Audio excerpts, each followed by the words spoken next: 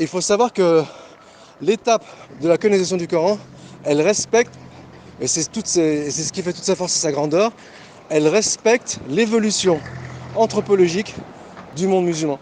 C'est-à-dire qu'au départ, il s'est épanoui, le Coran, il a eu comme réceptacle une société homogène, c'est-à-dire ethniquement homogène, ce sont exclusivement les Arabes, qui sont exclusivement fasir, c'est-à-dire qui maîtrisent la langue arabe, mais avec des dialectes différents.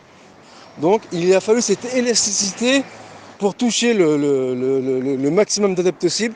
Il a fallu cette élasticité de lecture lors de cette période. Ensuite, sous Othman, il y a des tribus qui sont extérieures à la péninsule, ou on va dire d'une lignée moindre que les grandes lignées arabes, et de fasaha moindre que les grandes tribus arabes qui étaient extrêmement fasir, et éventuellement aussi de non-arabes qui entrent en islam. Donc il a fallu, à ce moment-là, adapter une normalisation du Coran. Donc ça, c'est pas un défaut, c'est pas une tare en soi. Quand on dit oui, les sources nous cachent ou elles occultent certaines incohérences, si incohérences il y a. Taïeb, il est possible que le prophète sallallahu alayhi wa sallam, il ait toléré la rédaction du Coran bil ma'na pour certains versets. Je dis ça par condescendance. Mais ça ne veut pas dire que c'est valable pour tous les versets. Si c'est valable, c'est valable uniquement pour les versets qui acceptent cette élasticité, et notamment qui ont été recensés par les savants comme étant les différentes lectures du Coran. Donc il n'y a aucune contradiction en cela. Et le fait qu'ensuite Othman il a uniformisé tout ça, puisqu'il a affaire à une nouvelle société, c'est hétérogène, ce n'est pas une tare, c'est une qualité. C'est même le summum de la décision politique. Le simple fait de dire oui, c'est une décision politique, on dit que, en sachant que le politique, dans l'islam, c'est ce qui fait l'amalgame, il est confondu avec le religieux, d'une simple décision, le simple fait de dire que c'est une décision politique, on essaye de mettre un nuage obscur au-dessus de cette décision. Mais pourquoi? Dans quel intérêt? Ce qui s'est passé, donc, cette société qui commençait à devenir hétérogène, pour s'adapter à cette hétérogénéité, il a fallu uniformiser, normaliser, canoniser le Coran. Mais cela, c'est pas une tare, c'est le summum de la bonne décision.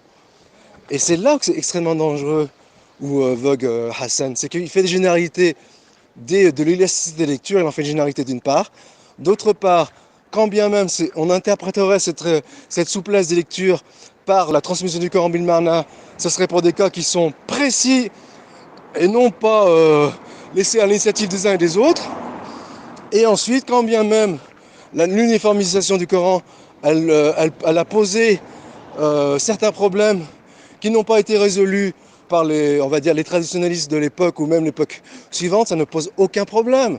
Justement, le grand problème de ce qu'on appelle la critique, on en a déjà parlé, l'ultra-critique, c'est-à-dire qu'on reprend les mêmes procédés par lesquels on a critiqué la Bible en pensant les appliquer à l'islam. Et en fait, c'est dans un monde qui est purement moderne, qui est purement matérialiste, qui occulte l'autre dimension de l'homme qui est l'esprit. Donc pour eux, le prophète qui dit « La tashtami ummati ala dalala », ils n'en tiennent pas compte. Le prophète qui dit que Allah Azza wa Jal takaffala bi hifdh al-Qur'an, ils n'en tiennent pas compte. Pour eux, ils ne se basent que sur des faits matériels. Mais ensuite, se baser sur des faits matériels en les sortant de leur contexte historique ou en ayant une connaissance partielle de ces contextes historiques ou en ayant une connaissance par le seul biais des acteurs concernés que sont les musulmans. C'est eux qui ont transmis leur héritage, sont les historiens musulmans qui ont parlé de l'islam aux non-musulmans. Et ensuite de faire une sélection dans ces textes de façon purement aléatoire et subjective, sous prétexte de respecter le principe scientifique qui veut qu'on ne parle que sur des choses qui sont tangibles, c'est déjà biaisé le débat. C'est que le débat il est biaisé d'entrée. C'est exactement ce que fait Karim Hanifi. Il s'inscrit dans une ère où on fait l'apologie du matérialisme aux dépens du spirituel. Et donc on défend la spiritualité par l'outil du matérialisme. Mais c'est complètement biaisé comme approche. Et cette approche qui est biaisée, on la met au sommet des approches pour comprendre le monde.